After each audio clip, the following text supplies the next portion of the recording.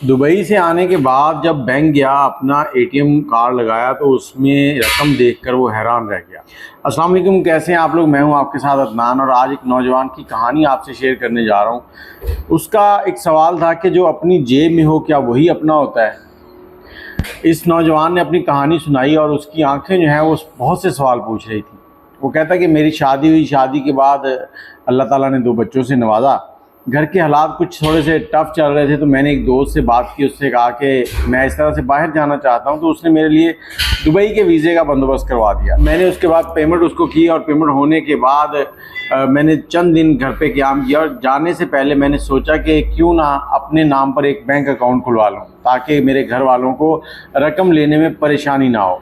अब ये नौजवान कहता है कि मैं बैंक गया, मैंने अकाउंट खुलवाया। अकाउंट खुलवाने के बाद चंद दिनों में एटीएम कार्ड आ गया, चेकबुक आ गई, कुछ चेक थे उनको साइन करके घर पे रख दिया ताकि मेरी वालदा जो है उन्होंने जब रकम निकलवानी हो तो उनको ईजी हो जाए। और एटीएम एक्टिव करके अपनी वालदा को दे दिया कि उन्होंने जब पैसे निकलवाने हो तो आसानी से निकलवा लिया करें।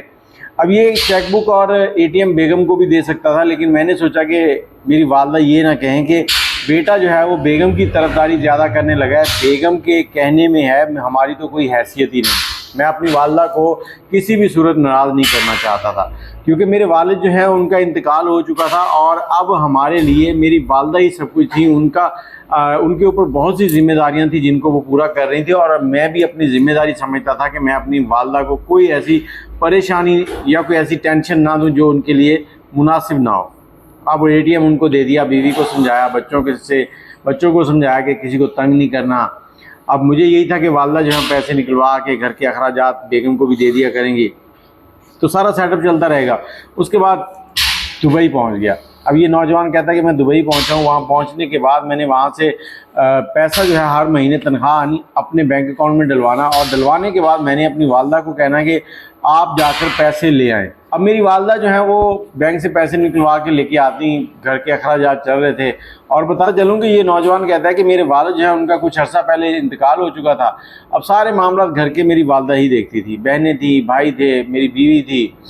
अब पैसे आ रहे हैं, सारे मामला चल रहे हैं और 3 साल तक कहता कि मैंने बड़ी जी जान से मेहनत लगाई और मैंने जितना पैसा कमाया उसमें से थोड़े बहुत पैसे जो होते थे वो अपने पास अखराजात के लिए रखता था, बाकी सारे पैसे जो हैं वो घर भेज देता था। मुझे यही था कि बाकी के पैसे जो बैंक में पड़े रहेंगे।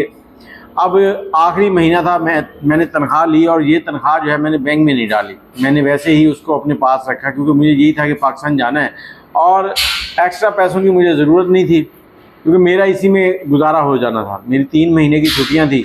अब वहाँ से मैं पाकिस्तान आ गया हूँ, आके चंद दिन गुजारे। उसके बाद मैंने अपनी वालदा से एटीएम कार्ड लिया और मैंने कहा बैंक जाता हूँ। बैंक जाकर जब मैंने उसमें रकम चेक की तो मेरे होश उड़ गए। वो रकम सिर्फ़ और सिर्फ 3300 रुपये थी। अब मैं वो रकम देख के हैरान हूँ कि 3 साल तक मैंने लाखों कमा कर वहाँ से भेजे हैं और यहाँ पर सिर्फ 3300 पड़े हैं। अब मैं परेशान था कि मैं क्या करूँ।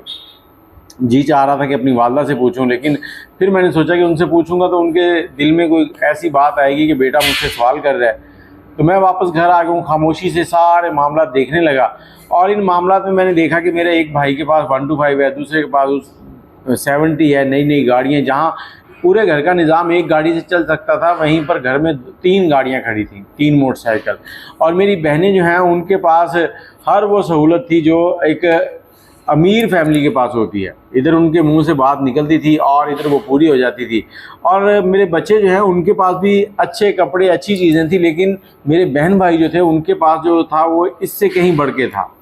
अब मैं सारी चीज़ें देखकर समझ चुका था कि जो मैं पैसा भेजता रहा हूँ वो यहाँ लगता रहा है। अब एक तरफ तो मुझे ये था कि इनके ऊपर लगना चाहिए था, ये सब इसके हकदार थे, लेकिन फिर मैं साथ ये भी सोच रहा था कि मैं प्रदेश काट रहा था। प्रदेश काटना आसान नहीं है, तो मैंने ये प्रदेश काटा सिर्फ इनके लिए और अपने लिए कि मैं जब वापस आऊँगा मेरे पास कुछ रकम होगी तो उससे कोई कारोबार हो सकता है। लेकिन जब मैं आया हूँ तो ये 3300 रुपये अकाउंट में पड़े थे और अब मैं खामोश था, मैं किसी से कुछ पूछ भी नहीं रहा था, लेकिन मुझे सब नज़र आ रहा था कि यहाँ हो क्या रहा है। शाह खर्चियाँ चल रही थी।